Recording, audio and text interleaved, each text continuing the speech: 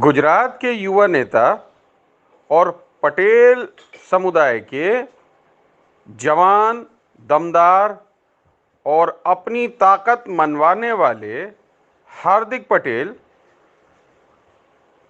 अपनी एक press conference पर जमकर बरसे भारतीय जनता पार्टी पर। उन्होंने किसानों के बारे में कहा, उन्होंने उन्नाव के बारे में कहा, उन्होंने और बहुत सारे बातों के बारे में उल्लेख किया। आइए सुनते हैं उन्होंने जब प्रेस से बात करी तो क्या क्या कहा।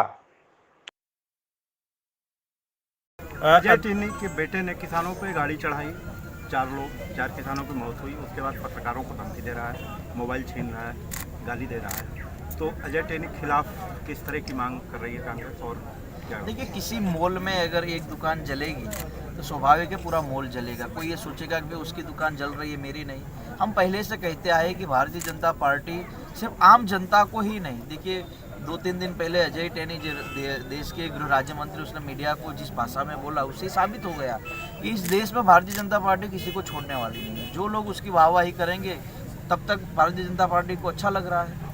कांग्रेस पार्टी ने लोकसभा में भी कहा कि आप इसका इस्तीफा लीजिए। क्यों भारतीय जनता पार्टी उसका इस्तीफा नहीं लेती? भारतीय जनता पार्टी उस पर एक्शन क्यों नहीं लेती? एक तरफ भारतीय जनता पार्टी कानून व्यवस्था की बात करती, उसी उत्तर प्रदेश में चाहे महिला की सुरक्षा की बात हो, चाहे किसानों की सुरक्षा की बात हो, चाहे नौजवानों के रोजगार की बात हो, इन सभी मुद्दों पर भारतीय जनता पार्टी विफल साबित हुई है। और इसीलिए कहीं ना कहीं भारतीय जनता पार्टी ऐसे अपराधी लोगों को अपने साथ रखने का प्रयास करती है। उन्नाव में जो विधायक थे जिन पर केस लगे, जो जेल में है, उन पर क्या कार्यवाही हुई? बस कुछ और भी विधायक उनके साथी थे, उनकी वाहवाही करते हैं। अजय टिन्नी को लेकर एक बात बहुत स्पष्ट है कि 4 किसानों की हत्या का जिम्मेवार वो आदमी है और इसीलिए उस पर कार्यवाही होनी चाहिए। और भारतीय जनता पार्टी को उस पर कार्यवाही कर खुद भारतीय जनता पार्टी किसानों की हितैषी है या नहीं वो तय करना चाहिए। महाराष्ट्र और बंगाल की तर्ज पे उत्तर प्रदेश के चुनाव में भी आईटी कूद चुकी है। ईडी और सीबीआई की आने की बात अखिलेश यादव कर रहे हैं। देखिए, हम तो पहले से कहते कि आईडी हो, ईडी हो या आईटी हो, चाहे सीबीआई हो, ये सब भारतीय जनता पार्टी के गुप्त रूप से प्रदेश अध्यक्ष है। गुजरात में भी चुनाव आते हैं तो आईडी, इनकम टैक्स सब एक्टिव हो जाते हैं। उत्तर प्रदेश में जिस तरह से लास्ट चुनाव में से पहले कुछ कोयला खदानों के नाम पर भी काफ़ी रेड हुई थी और आज भी रेड हुई। अभी मैंने एक न्यूज़ में देखा कि 17 घंटे की पूछताछ में सिर्फ 17,000 रुपये मिले।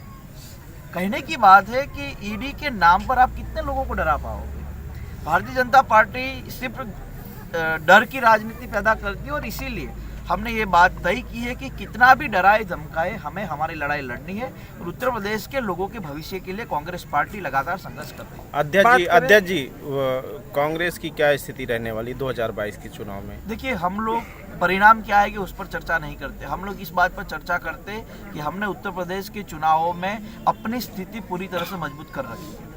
जिस तरह से हमने यहाँ पर महिलाओं की बात हो, किसानों की बात हो, छात्रों की बात हो, इन सभी मुद्दे पर उत्तर प्रदेश को अपने तरफ कांग्रेस पार्टी जो आई है और उसमें यहाँ की जनता का प्यार प्रियंका जी के साथ अद्भुत बना रहेगा। उत्तर प्रदेश में कानून व्यवस्था को लेकर आप लोग लगातार निशाना साधते हैं, लेकिन सीएम साहब ये कहते हैं कि उत्तर प्रदेश में कानून व्यवस्था पहले की सरकारों से बड़ी बेहतर हुई। फिर 50 जिलों में धारा 144 लगाने की जरूरत क्यों पड़ी?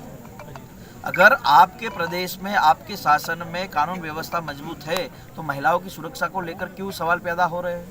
अगर आपके राज्य में आप ही की सरकार के गृह राज्य मंत्री किसानों पर गाड़ी चढ़ा के उनकी हत्या कर देते हैं तो क्या आपकी कानून व्यवस्था उस पर काम नहीं कर सकती?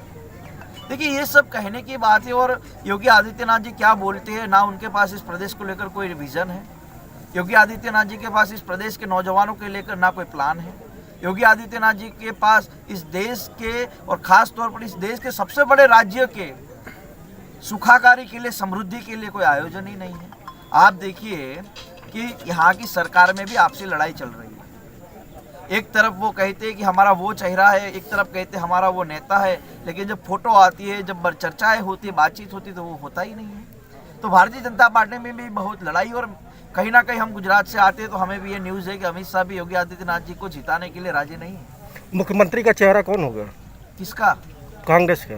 कांग्रेस पार्टी का चेहरा उत्तर प्रदेश के 22 करोड़ लोग हैं। ये चुनाव भाजपा कांग्रेस के बीच नहीं है, भूल जाइए। ये चुनाव भारतीय जनता पार्टी के खिलाफ उत्तर प्रदेश की 22 करोड़ जनता लड़ने वाली है। उत्तर प्रदेश की वो महिलाएं लड़ेगी जिनके साथ अपराध होते हैं। उत्तर प्रदेश का वो किसान लड़ेगा जिसके साथ अत्याचार होते हैं। तो चुनाव तो स्पष्ट रूप से भारतीय जनता पार्टी के खिलाफ उत्तर प्रदेश की जनता के आवाम के बीच है।